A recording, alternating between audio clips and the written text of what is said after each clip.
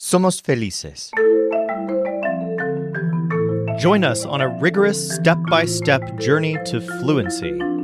I'm Timothy, and this is LearnCraft Spanish. Today we're going to explore some uses of ser and estar that fall outside the standard uses that we learned at the beginning of this show. As we've reinforced for hundreds of episodes now, the verb ser is used to describe what something is or who someone is. The verb estar is used to talk about where they are or how they are.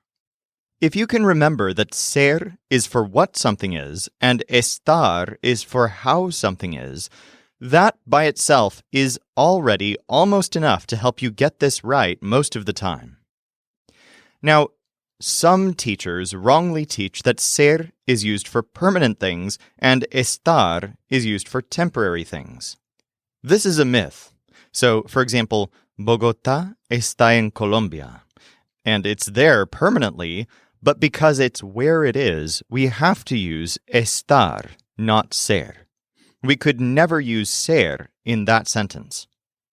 Or how about, es una noche muy linda?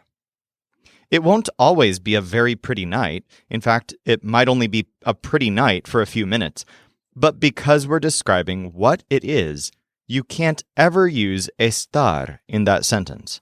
It has to be ser.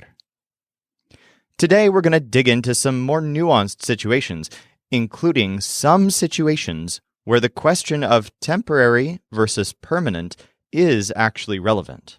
Yes, there are some situations where that's the case. And that's probably what helped cause the temporary versus permanent myth that confuses so many students. But let's begin by emphasizing that some things are just not flexible. And we'll start with the most important rule that we've learned. If a to-be verb is used right before a noun, if what the verb links to is a noun, that to-be verb will always be ser. There's no exception to this rule. So, for example, my dog is my best friend. Mi perro es mi mejor amigo. Now, if you start a sentence with my dog is, there are a bunch of different directions that could go. You could say, my dog is here, or my dog is walking toward the house, or my dog is sad. We could also say, my dog is at the house, which does have a noun after is, but there's a preposition involved. So the word is not linking to a noun. So in all of those cases, we'd use estar or maybe andar. But if the thing that comes after my dog is a noun, then we'll always use ser. Now, here's one case where we've learned to use estar. My dog is happy. Mi perra está feliz. We're using estar because we're talking about how the dog is doing, not what the dog is. But what about this sentence? She is a happy dog. We're talking about the fact that the dog is happy, but a happy dog is a noun. In sentences like this, we always have to use ser. So the Spanish is, Ella es una perra feliz. So what we mean here is not that different from she is happy, but now we're describing what she is because we're describing her with a noun after the linking verb. Now, here's where we're going to do something surprising. We can actually describe her as a happy dog, as what she is, simply using the adjective feliz after the verb. Here's what that would look like. The dog is happy. La perra es feliz. This is surprising because we've been taught that how she is, such as happy or sad or lonely, is supposed to be associated with estar. But we are allowed to use ser with these types of descriptions if what we're trying to do is describe what kind of dog it is. It's basically like saying that a happy dog is what type of dog it is. And actually, the confusing thing is that the verb ser is actually pretty often used along with feliz, or with other feelings. Here's another example. I want to go back to that city. I was very happy there. Quiero regresar a esa ciudad. Fui muy feliz allí. So here the speaker decided to say fui feliz instead of estuve feliz. What she's saying is that she was a happier person when she was in that city. You'll notice that this is yet another case where ser is used to describe something temporary, not permanent. But still, the sense is different from if the speaker used estar, because they're describing it almost as if their identity was different. Who they were as a person was different when they were in that city. Let's look at a few more examples where ser is being used with adjectives that we normally associate with estar. In this first one, we're describing a situation as sad, not as how it feels, but as what it is, a sad situation. This is very sad. We should talk about it. Esto es muy triste. Deberíamos hablar de ello. She is happy, and that's why she likes everything. Ella es feliz y por eso le gusta todo. He is crazy. You can't talk to him. Él es loco. No puedes hablar con él. All right, so in all of these cases, we could have used either estar or ser, but it changes the sense. And in all of these sentences, what we're using are adjectives. Again, it's important to emphasize that you can never use estar when the description is a noun, such as, he was a lonely boy. You'd always use ser in those cases. Next, let's look at something a little different. All of the adjectives we've been using so far, such as feliz, triste, and loco, are adjectives that we normally associate with estar, but we've shown how they can sometimes be used with ser. Next, can we do the opposite, using some of our ser adjectives with estar instead? For example, we've learned that the adjective bueno is used to describe what something is as a part of its identity, so we use it with ser, whereas bien, the adverb, is used with estar. And this is where things get a bit hairy. So actually, you can sometimes use estar with some of our adjectives that we've normally associated with ser. For example, the food from that place was good today. La comida de ese lugar estuvo buena hoy. This is one of the trickiest nuances to deal with when we're working with ser and estar. In this sentence, we could have just as easily said that the food fue buena hoy. But native speakers do sometimes use estar with some of the adjectives we normally associate with ser. And this only happens in some specific idiomatic cases. So, for example, you'll often hear estar used along with bueno to describe food, or maybe something else that you enjoy.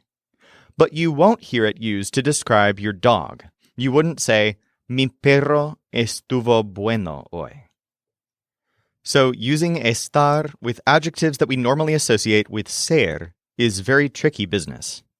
In general, it'll only happen when what you're describing is someone's subjective experience of something or someone, not when you're describing who they are or what they are in general. I'll also point out another thing about it. This is pretty much the one case where it is relevant to consider whether the attribute that you're describing is temporary or permanent. So, for example, their food is so good. Su comida está muy buena. In this case, the speaker decided to use estar because they're saying that the food from the place is good, but they're saying it in terms of their temporary experience of the food, not as a value judgment of what the place's food is like in general. Here's a similar example. You're very pretty. Estás muy bonita. So here we're saying estás instead of eres. If we said eres muy bonita, we'd be saying that they're a very pretty person in general. But instead, the speaker uses estás because they're emphasizing how the person looks in the moment. Let's look at some more examples where estar is used along with adjectives that we normally associate with ser. This food isn't good. You can't eat it. Esta comida no está buena. No la puedes comer. This room is gorgeous for the party. Esta habitación está hermosa para la fiesta. She is weird today. I don't know why. Está extraña hoy. No sé por qué.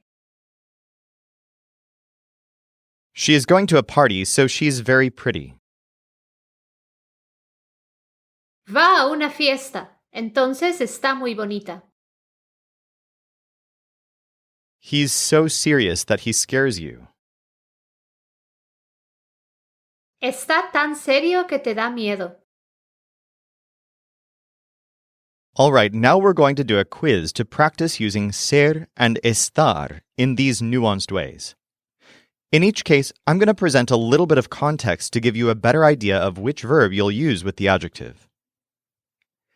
In this first one, we're talking about how the food is in this particular instance. So you'll use estar to refer to how the food tastes. The food isn't good. I don't like it.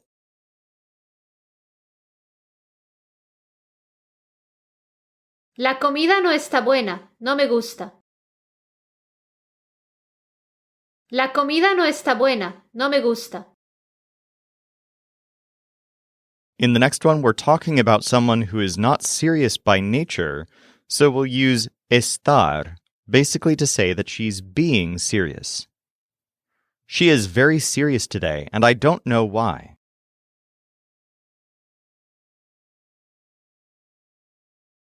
Está muy seria hoy y no sé por qué.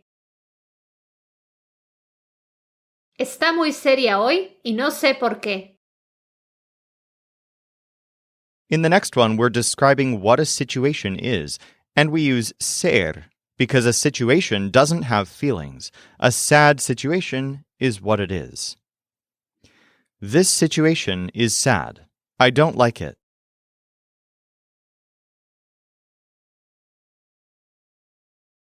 Esta situación es triste. No me gusta. Esta situación es triste. No me gusta. In the next one, we're talking about someone who is happy by nature, not someone who just feels happy at a particular moment or for a particular reason. She never says anything because she is happy.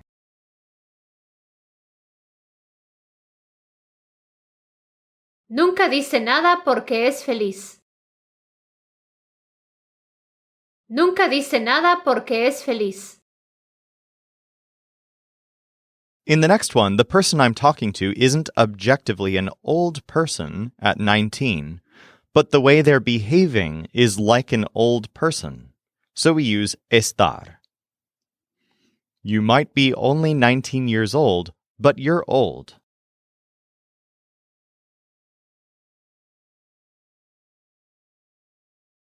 Puedes tener solo 19 años, pero estás viejo.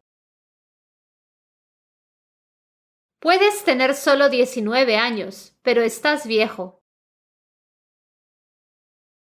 In the next one, we're in a place that isn't usually pretty, but today it's pretty due to how it's been arranged for a specific occasion. I like what you did to this place. It's pretty.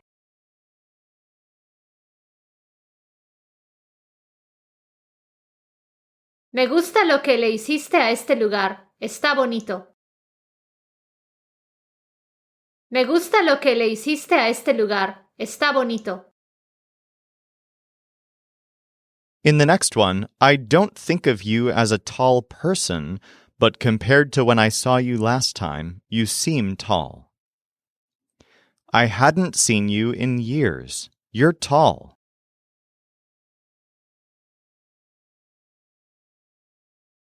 No te había visto en años. Estás alto. No te había visto en años. Estás alto. All right, let's look at another unusual situation. In general, we use ser for something's identity and estar for its current state or its location. But actually, and this really surprises most Spanish learners, ser can sometimes be used for locations, specifically when what you're describing is an event. Here's an example. The party is at Juan's house. La fiesta es en casa de Juan. The reason for this is that the location of an event is considered a part of its identity, of what the event is, even though that's not true of the locations of pretty much anything else you can think of. You could never use ser to talk about the location of a person, of a city, or of any other physical thing. But for events, we do use ser to talk about the location, and it's actually improper to use estar in these situations. Let's practice with a couple of examples, and I'm actually going to give you a couple of new nouns so that you can practice with a little bit of variety. In this next one, we're just going to use the word for party, which you already know as fiesta. The party was at my house. La fiesta fue en mi casa. La fiesta fue en mi casa. The next one uses the word for event, which is the masculine noun evento. I don't know where the event is going to be.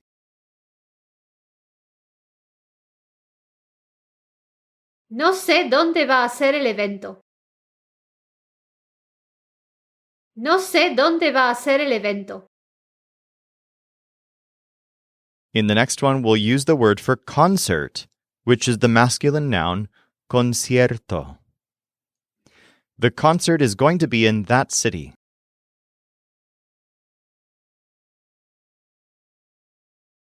El concierto va a ser en esa ciudad. El concierto va a ser en esa ciudad. All right, let's explore one last use of ser that goes outside what we've learned so far. Check out this sentence. That thing is done every day. This sentence uses the passive voice in English. We're theoretically talking about doing something, but we're not saying anything about who's doing it. Instead, we just say that the thing is done. In these cases, we normally reword this in Spanish to use a reflexive. Esa cosa se hace todos los días. Literally, that thing does itself every day. But in Spanish, it's understood that you mean that that thing is done. But what if we change the sentence to say this? That was done by Maria. Now we can't use the reflexive because there is actually someone who's doing the thing. To translate this sentence, we actually need to translate the passive voice in a completely different way. Here's how we do it. Eso fue hecho por María. So what on earth happened here? We said, fue hecho. What we've done is we've used a preterite form of ser, fue, and then hecho, which is the participle of hacer. This is a totally new construction that we haven't covered before, and it gives completely new purposes to both the verb ser and the participles.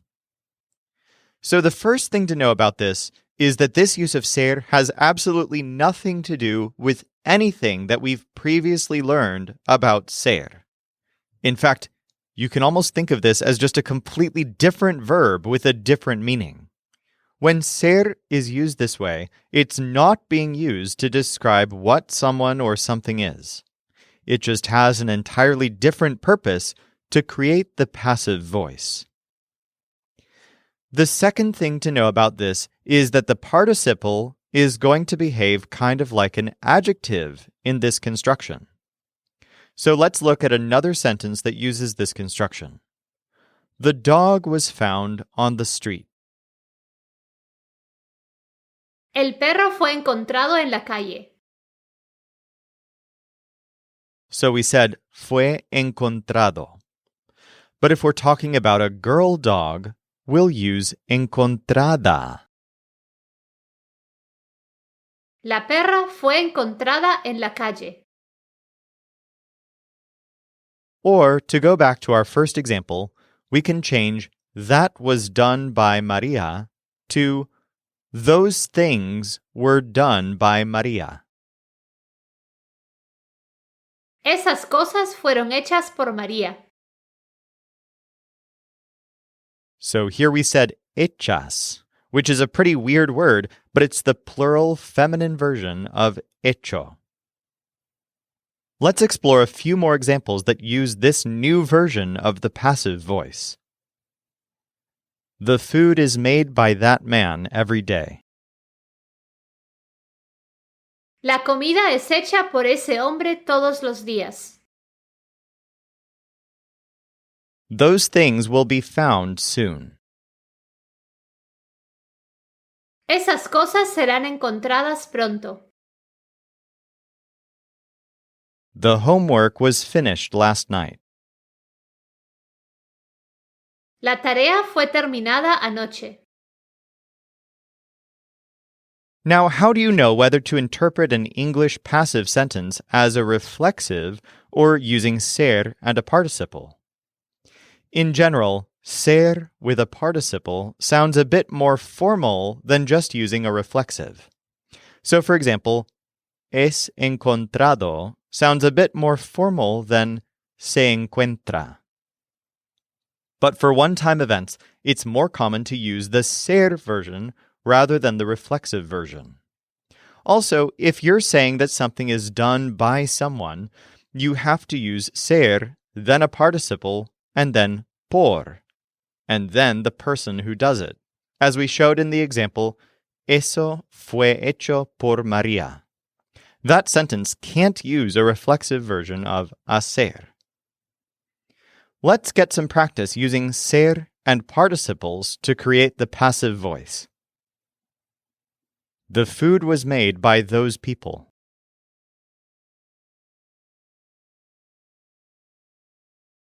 La comida fue hecha por esas personas. La comida fue hecha por esas personas. The things will be found by them.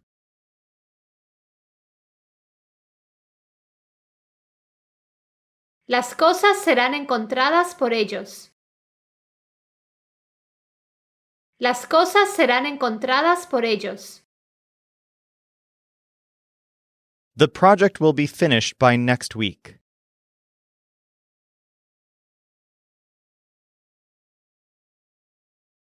El proyecto será terminado para la próxima semana. El proyecto será terminado para la próxima semana. The party would be thrown if it weren't for you.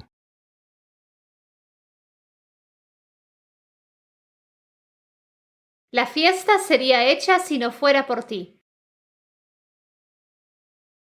La fiesta sería hecha si no fuera por ti. For more practice with any of this, feel free to dig deeper at lcspodcast.com/208. Or if you're ready, let's go on to today's final quiz. She is getting married, and the wedding is in that place.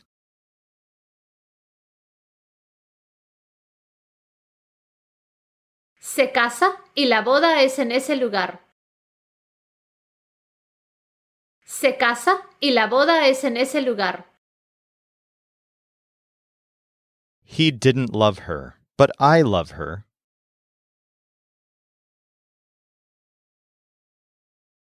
Él no la amaba, pero yo la amo. Él no la amaba, pero yo la amo. I want to sleep before the meeting.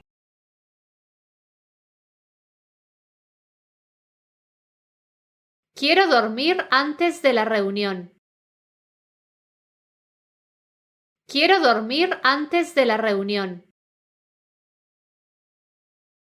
I want him to have success in the race.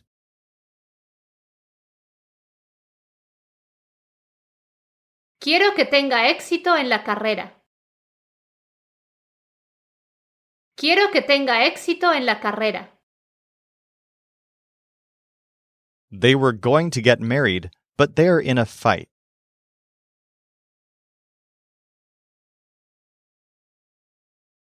Se iban a casar, pero están en una pelea. Se iban a casar, pero están en una pelea. The wedding is near my house.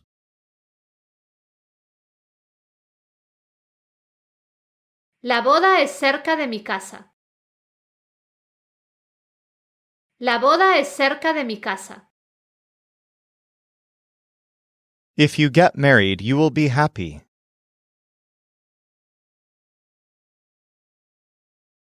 Si te casas, serás feliz. Si te casas, serás feliz. The party will be at his house, so bring good songs.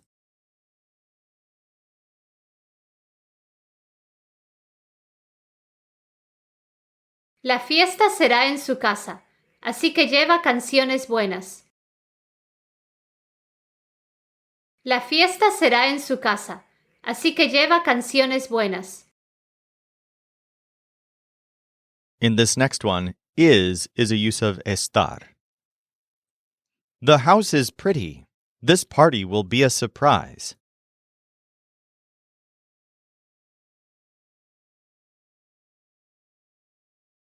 La casa está bonita. Esta fiesta será una sorpresa.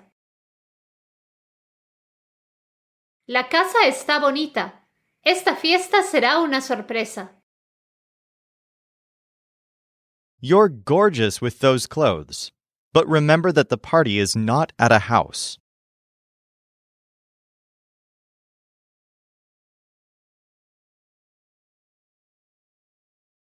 Estás hermosa con esa ropa, pero recuerda que la fiesta no es en una casa. Estás hermosa con esa ropa, pero recuerda que la fiesta no es en una casa. She sleeps a lot, but you still love her.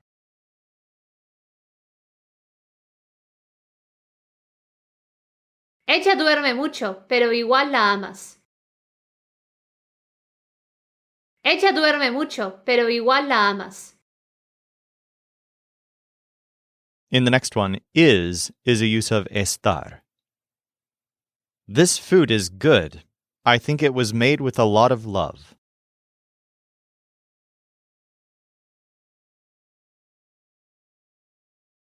Esta comida está buena. Creo que fue hecha con mucho amor. Esta comida está buena. Creo que fue hecha con mucho amor. The deal has been made by the two men.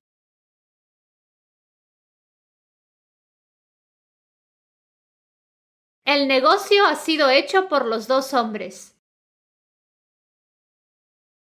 El negocio ha sido hecho por los dos hombres. He is still sleeping, so this must be a mistake.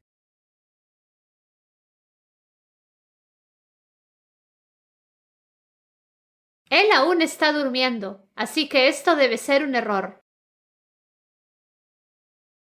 Él aún está durmiendo, así que esto debe ser un error. To their surprise, the music was made without lyrics.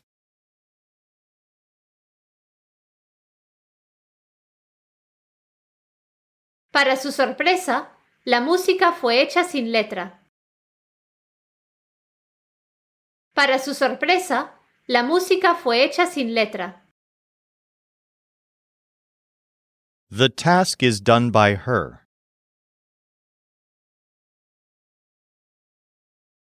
La tarea es hecha por ella. La tarea es hecha por ella. He didn't come up with an idea in case of an attack.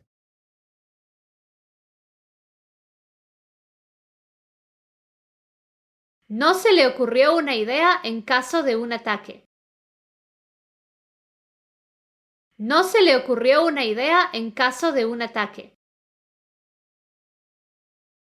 I'm getting married because she loves me.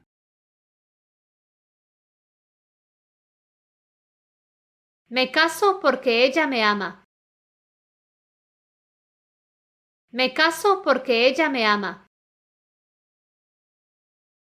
The accident was sad.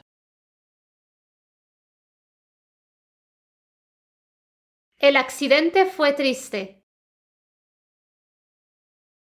El accidente fue triste. He hadn't gotten married. Él no se había casado. Él no se había casado.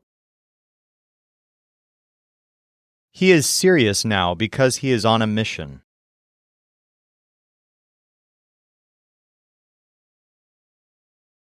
Está serio ahora porque está en una misión. Está serio ahora porque está en una misión. In the next one, am is a use of ser. I am happy, and that's why I finished my degree program.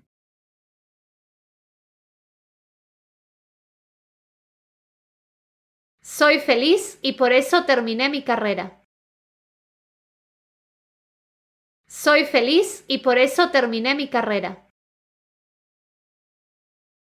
His career is sad, and he knows it.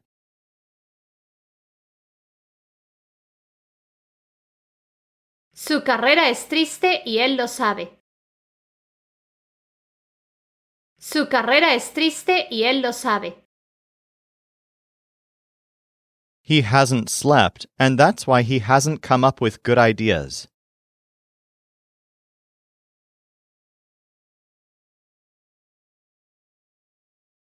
No ha dormido y por eso no se le han ocurrido buenas ideas. No ha dormido y por eso no se le han ocurrido buenas ideas. He doesn't come up with a good letter for his name.